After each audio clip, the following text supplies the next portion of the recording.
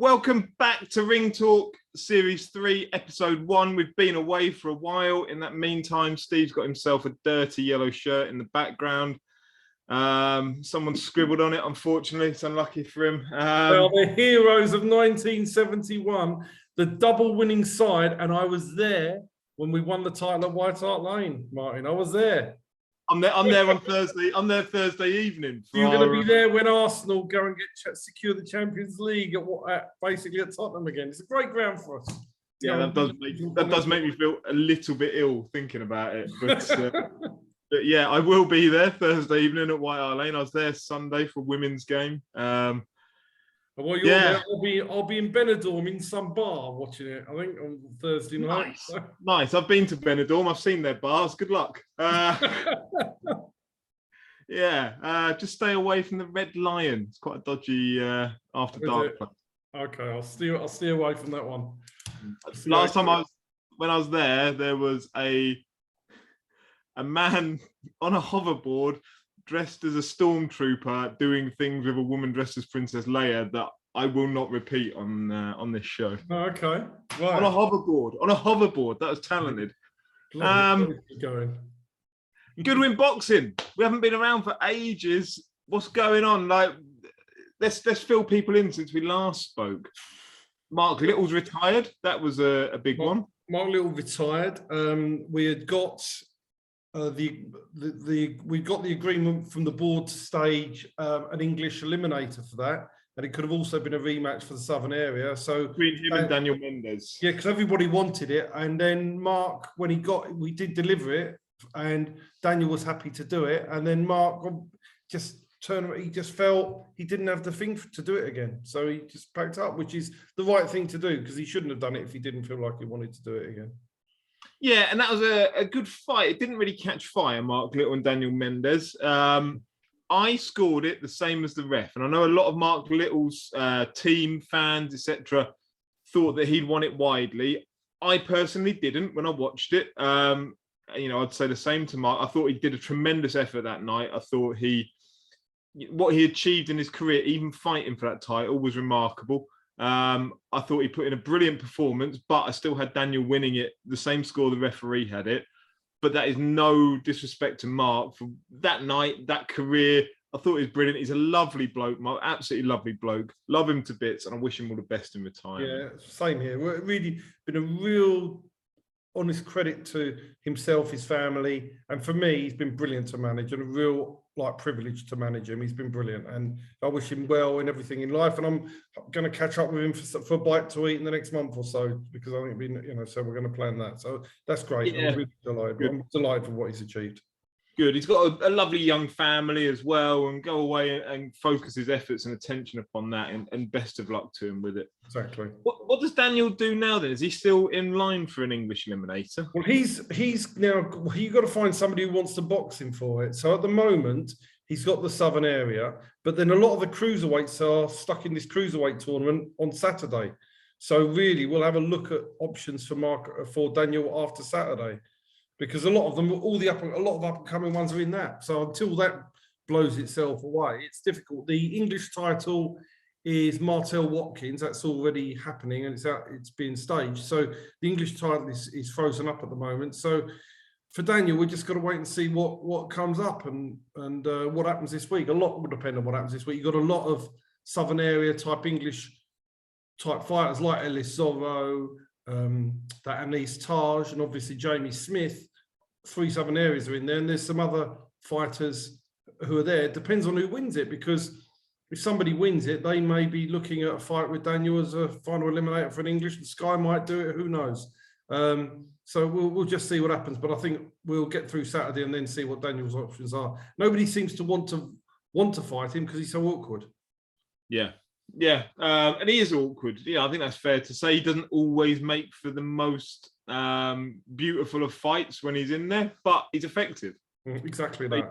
Argue that. Exactly. And this episode is going to be a little bit here, there, and all over the place. So if anyone gets forgotten, it's entirely my fault, not Steve's. And we're not going through the whole stable, just the ones that I can think of that we haven't, have had things on or have things lined up in the near future. Lauren Parker fought up in Sheffield. on a unified promotion show. Looked impressive, I thought, and I commentated on her. I thought And she was great. I mean, I'm going to speak to the promoters. For me, her next fight should be a Commonwealth title, bare minimum. We don't want any more. I think she's 30 years of age. She's improving hugely. She's ranked 3rd in the Commonwealth in the female list. We really want to go for Commonwealth title, but so I'll speak to Susanna and Richard hopefully in the next week or so, and we'll nail something down for her, because that's where she's got to be heading now. But then it really has got to be our aim, and to get her to do that, and then start to get a world ranking for her, because she's improving unbelievably. Yeah, I think that work she's been putting in with Ebony Bridges, she's really benefited from. She looked great when she fought. Real tough Argentinian she was up against. I went with Lauren and spent half a day with her and Paul Webber down at her gym prior to the fight. And I got to see her training, and I got to see her doing a bit of pad work and the weight and the strength and conditioning work. She's remarkably impressive, like a super flyweight.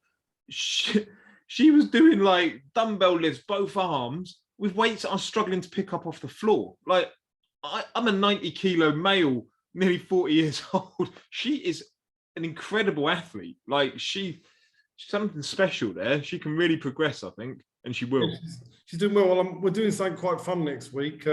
Myself and Lauren are going down, and we're going on Arsenal TV next week.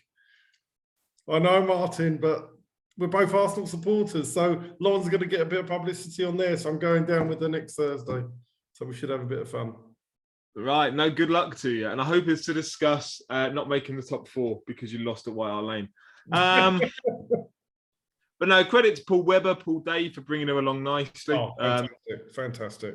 And Unified Promotions put on a really good show up there in Sheffield. And she shone. She was brilliant. It's working. The whole relationship's working well. We just want to go, she's, for you, as far as I'm concerned, with Unified Promotions, she's the one furthest ahead on their roster.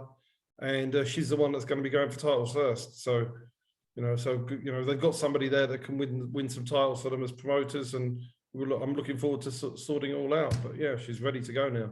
Yeah, it's a good little concept up there. Christina O'Hara McCafferty as well, Northern Irish girl. She's a decent fighter.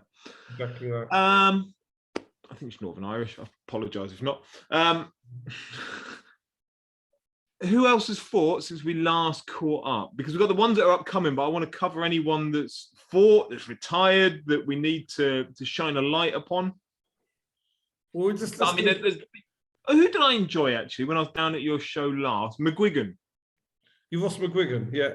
He's carrying an injury. He should have been out again, but he's carrying an injury. He just wants to do a 10-rounder in his next fight. He's only done 2 fights. He's a feisty man, isn't he? Yeah. God.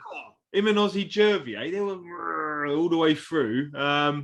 He was he had a decent following as well, Ross. He really stood out for me that night.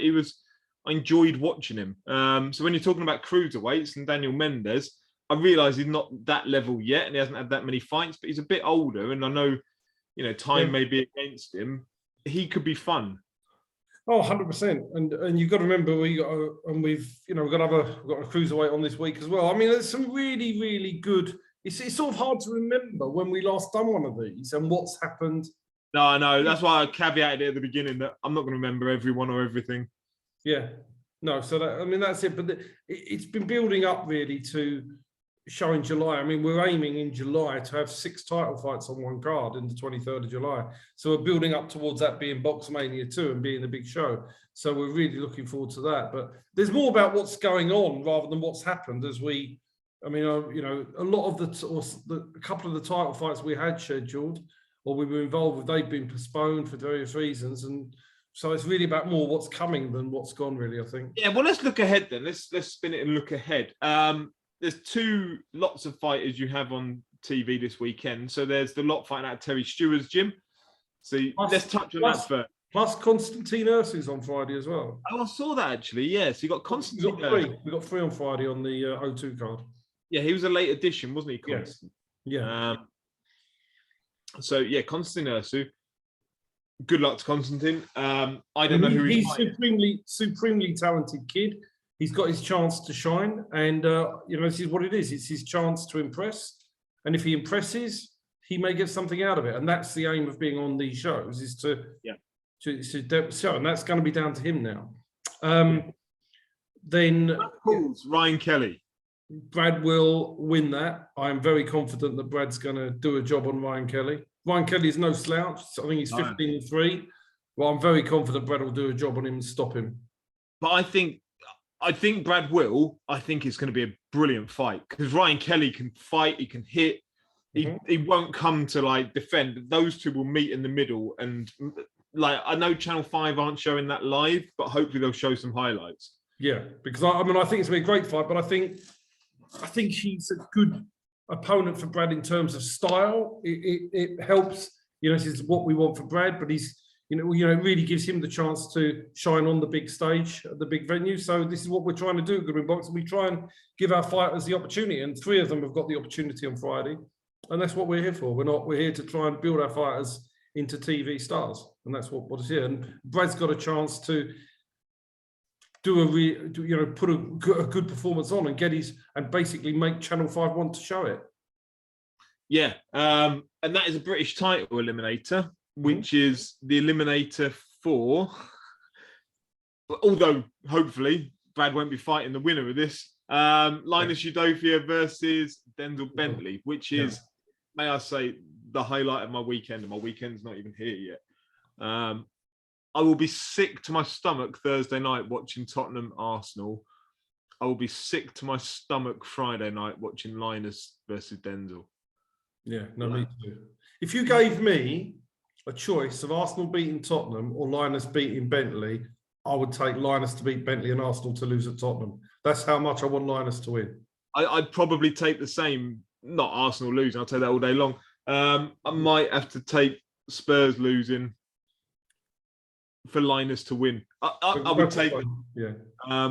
It means that much. Having seen where he's come from, where he's got to, it's going to be an incredible fight. Denzel Bentley is a dangerous fighter, but everyone's going to be at British level. Everyone. Yeah. Denzel's seen that himself when he lost to Felix Cash. It's not an easy job to stay there. Obviously you see him winning, but how do you see it playing out? Well, my view on it is not going to change. That if he keeps away from Denzel's bombs, he's going to win the fight. And Denzel's got the power, but we've also seen that Denzel, if you've got fast combinations and you're a mover, that you can give him murders. Felix Cash did it. Now, I'm not trying to say Linus is Felix Cash at this stage, but that style of fighter gives Denzel all sorts of problems. He's quite good when you get a Mark Heffron who stand up, come forward. Denzel loves that, but he's not going to get that. And this is the type of style that, in my opinion, beats Denzel Bentley. But there is no doubt, and there's full respect to Denzel, he's a great fighter and he's got immense power. So in a boxing match, anything can happen. So my view is Linus keeps away from those bombs and doesn't do anything silly, that he will win the fight. Maybe points, maybe late stoppage, but he wins the fight. I think that's key, is that, obviously staying away from the power of Bentley. He can't afford Linus to go and sit on the ropes the same way when he fought Tyler Denny. He spent too long on those ropes, sitting there. He needs to be more assertive and push Denzel back, and don't allow Denzel to manipulate the center. The same way Felix Cash didn't allow him just to walk forward all the time. You saw what happened when Denzel was pushed back. He was totally ineffective. Yeah. But where he is effective is, as you rightly say, if Denzel comes forward and he's controlling the fight and Linus is being pushed backwards, then if that happens for sustained periods, then Linus will be in trouble in that fight. But Terry Stewart's a brilliant trainer. They're going to have their game plan sorted, and hopefully Linus is good enough to win, and I think he is. Yeah, I don't want to watch it. It's going to be horrible, but I have full confidence Linus wins it. But that doesn't make it any easier to watch. No, I get that. But brilliant. Channel 5, 10 o'clock Friday night. Make sure you tuned in and to see a new British champion crowned at middleweight. All being well, Linus Udofia. Exactly. Saturday night, Jamie Smith on the Boxer Series, cruiserweights, as you mentioned, up in Manchester. Yeah. So you're going to have the way I see this competition, that they haven't priced it yet. Ellis Zorro comes out as a short price favourite, I'd imagine. There's a couple. Favourites never win this tournament, do they? No, I don't think this favourite will either. That's my opinion. It's funny, I spoke to Des Rees, and Des said to me, "Oh God," he said, "best bet coming up is Ellis Zorro to win the cruiserweight." I said, "Des, I totally disagree. You don't normally find those sort of fighters win this competition. No. One, they're a bit too gone, and you've got to also remember, Ellis wasn't a top amateur or didn't have the amateur thing, and he's been going longer distances. So he's got power, but if you look at his resume, he's still yet to fight anybody who fights back. And I managed him for a large part of this career, virtually all of it. It's different world he's in now. He's not had anybody like this. The only time he had anybody that hit him, had to go back, was Ken Corpinion, and he won 39-38. So for me, Ellis is a good fighter, and I think he's made massive strides under Martin Bowers. But I would say that he'd be if they make him favourite, he's a false favourite. I'd be a layer rather than a backer. There's a couple of these other 2-0, 3-0 kids up from the north who've got very good amateur records, semi-finals in the ABAs. And they to me would be more of a threat to Jamie than Ellis would be. That's without being disrespectful to Ellis. That's just my opinion. There's 8 fighters in the competition. 2 have got no chance whatsoever. I'm not going to say who they are. 6 have got a chance, and I think Jamie Smith has an excellent chance of winning, an excellent chance, and he hasn't got the profile. But remember, he was semi-finalist in the ABAs. He stopped a vast amount of his amateur fighters. He's had more stoppages than any of these other kids did as an amateur. He hits harder than any of these others.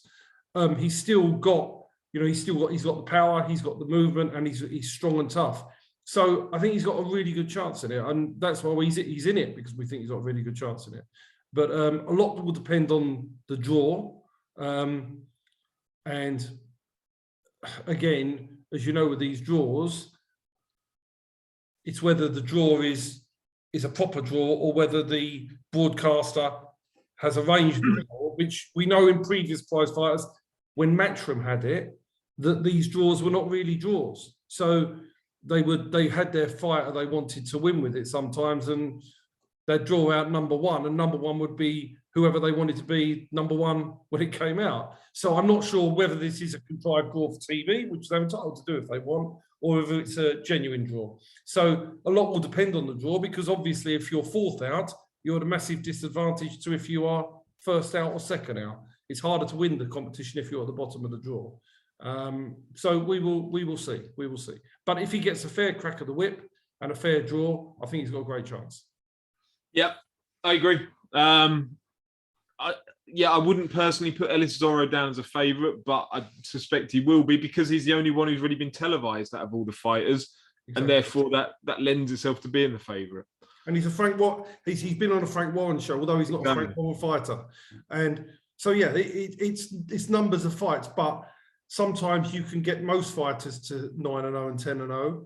So because you've done that, you've had that many more fights than somebody who's had 3-0, 4-0, it doesn't make you more likely to win an amateur tournament, 3 threes. It's, this is what they used to do as amateurs in competitions. So to me, I always favour the ones that have had less fights in these competitions. And I think statistics show you that historically, I know Lowell won it, but he was he had a really poor opposition in his one. But if you get this one here, which is tight, I think you'll find a novice, a fighter with less fights will come and win this tournament.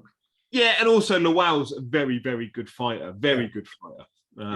He's above that level. Yeah, exactly. Yeah. One fight I'm looking forward to, William Webber against Chris Davis. I know we were meant to have seen it by now, and the circumstances meant that we didn't. But I'm really looking forward to that when it does come. Is that in July? June, 11th of June. June. Yeah, I look forward to that. That's a great fight. And, I obviously fancy William to win it. I think he's an exceptional talent. And, for me, I think though that Chris is a real talented fighter as well. And I think it's a real cracking fight. And I favour William. I think if he's going where I think he's going, he's got to beat Chris. But it's an absolute brilliant top of the bill. A brilliant top of the bill for the 11th of June. And I spent a little bit of time with William recently, and the fact that he was meant to be on your Boxmania 1 card that didn't happen in the end, and instead he's now kind of headlining his own card, has given him that little bit more confidence, that little kind of 10% additional holds himself higher because of the fact that he's headlining a card. The same might be said of Chris Davis. He too might feel like that, but you could see it in him, and he kind of said as much as well, that he I think that will make a difference to him come fight night. You mentioned about a load of title fights. I'm guessing a lot of them can't be revealed as yet. Some of them can be. Let's start off with the fight that was not going to be on our show, but is now, which is Denis Denikachev against Conor Vian for the Southern Area Super lightweight title. It was due to be on a Mervyn Turner show, but they pulled the show, unfortunately.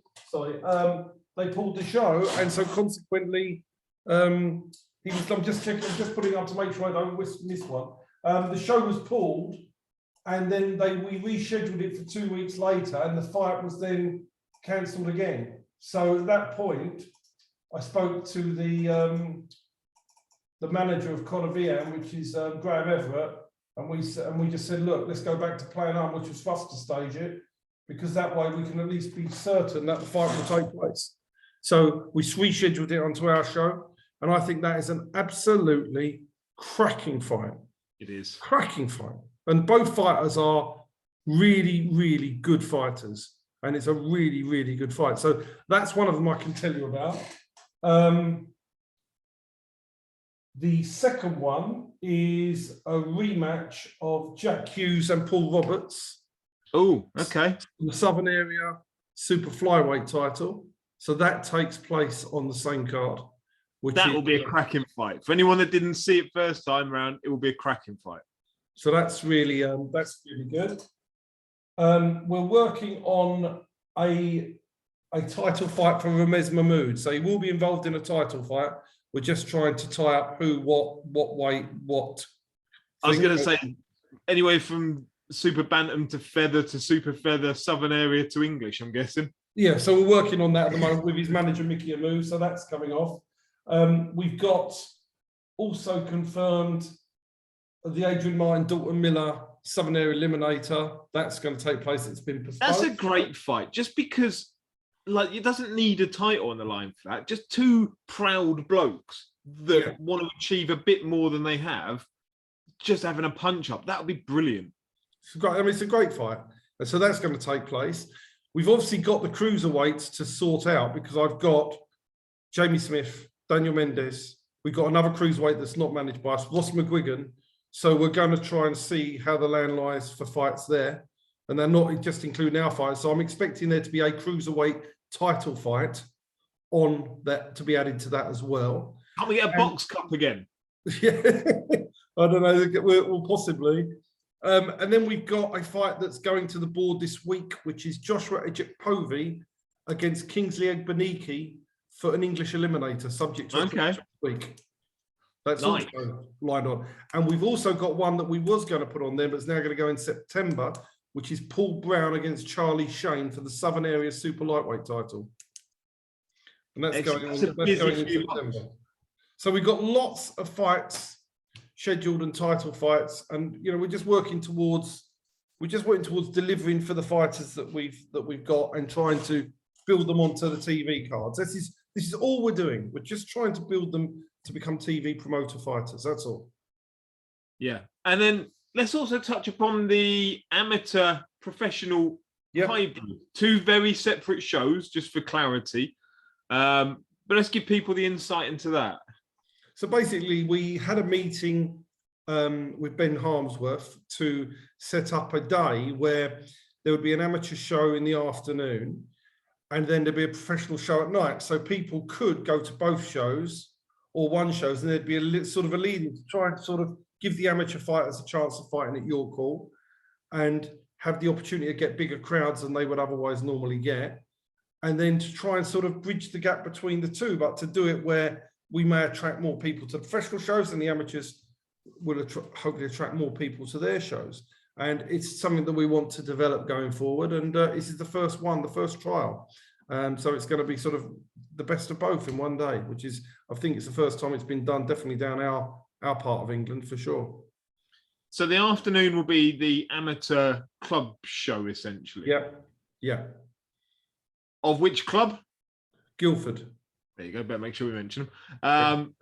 So yeah, they, as you say, they get the opportunity to come out, fight at York Hall. Will it have the kind of professional setup that will be the same setup will be used for the evening pro show?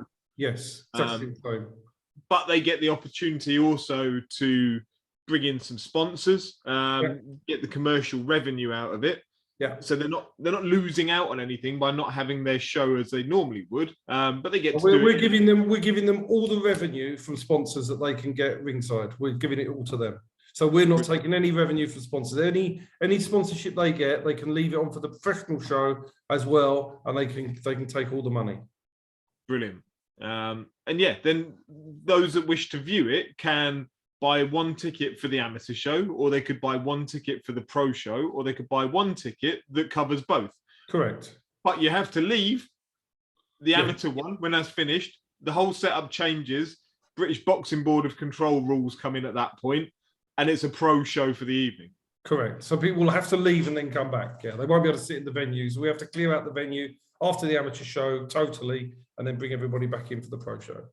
There's a pub, there's a cafe, there's a BP garage. You do what you want. Go for a wander around Bethnal Green. It'll only be cleared out for half an hour. That's all. It'll be a half an hour break and then back in again. Yeah, it's a brilliant concept. Yeah, no, it's good. Well done to. I mean, Ben Harmsworth done it. Kevin got involved with it. He's done a good job, and it's just something that we're quite happy to back, and hopefully it can be something that we can develop down the line. I mean, boxing gets a lot of bad press for some of the stuff. I had a lot of bad press in boxing in recent times, to say the least. Yeah. And what worries me is it's not finished yet. But we want to show boxing in a good light. And what we try to do is and just try and do the right thing for the right reason, and not get and get people out there talking about the positive sides that boxing can bring, rather than all the negative side that's been in the press recently. Yeah.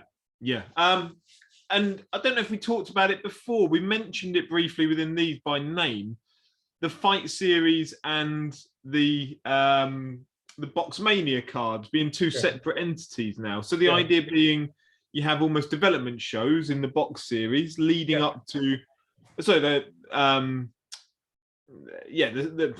what's the name? Sorry, I've just forgotten it. Boxmania. So you got the fight series and Boxmania. So Boxmania. Boxmania will be the big fights where, for example, then sometimes like the William Webber Chris Davis, which would be a Boxmania show, has to headline on its own right, and Paul Brown, Charlie Shane, which would be a Boxmania fight, has to headline its own show, just because you can't do the fights on that particular day. But generally, you'll find that all the big fights will be on the Boxmania show. But that's all right. Then if you're going along to the development shows, the fight series ones, and you still do get that, maybe that one big fight at the top of the bill. Yeah. But leading towards those Boxmania ones, which is almost then kind of aspirational for boxers to get onto, isn't it? Yeah, exactly that.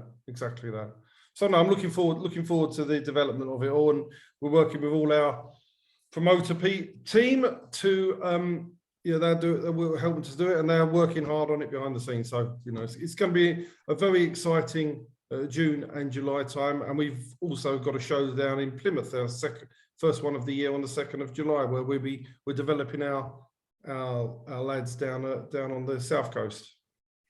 So what are all the fight dates that people need to keep clear then? So we've got June 11th of June, York Hall. 18th of June, following week, York Hall. 25th of June, following week, York Hall. 2nd of July, following week, Plymouth. Then a 2-week break to Boxmania on the 23rd of July, and that's York Hall. Nice. So there's plenty going on, starting back in June. And then you taking a break after that, or? Well, no, then you get a break. Then it's September. Then it's 3 shows in September, 1 in October. No, it's flat back out again. We only really get August off. and then break for the World Cup. Then break for the World Cup. So we finish in November, and then there will be the break then from November through to March. There'll be a break then. Yeah. All right. So everybody wants their boxing fix down at York Hall. You've got to grab your opportunities between June through July, September, October, November. Yeah, exactly that. But one thing's for sure, if you buy a ticket for our show, it's going to happen. It's not going to be cancelled. Yes, without sanctions. Right. Before I get myself in trouble, I think that's probably everything that we need to catch up on for now. Yeah. Anyone that we haven't mentioned that's unhappy about it, message me, and then I'll mention you next week when we come back and start recording more regularly. Exactly. We'll go back, do a Q&A next week or whatever people want to ask. We talk about other things outside of our stable, and we can review how everything's gone this week with our 4 fighters out this weekend. Yeah, so we just needed a soft intro, come back, say hello to people, wish all the luck in the world to Constantine, to Brad, to Linus, to Jamie Smith. Come back with 4 wins after the weekend, and we'll be very happy next week. Exactly. And it could well happen, it could well happen. Yeah, plus 3 points for Tottenham on Thursday night, and then everyone's delighted. I'll have a draw on Thursday night. That will suit me. That'll be okay. No, fuck off. I'm not having that. No, the draw's no use.